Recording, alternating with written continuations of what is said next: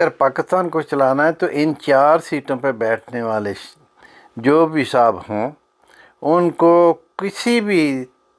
یعنی کہ مذہبی جماعت میں چلا ضرور لگانا چاہیے 4 مہینے، تاکہ ان کو چلو دین کی الف بے تو آ جائے،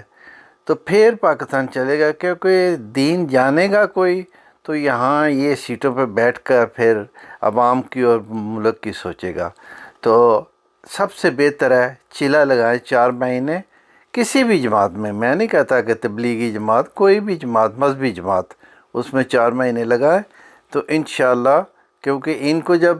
دین آ جائے گا، ان کو اللہ کا ڈر ہوگا، تو انشاءاللہ پاکستان بڑا خوبصورت چلے گا۔ تو آنے والے یعنی کہ یہ 4 عہدے جو ہیں ان کو کوئی نہ کوئی جماعت اختیار کرنی پڑے گی۔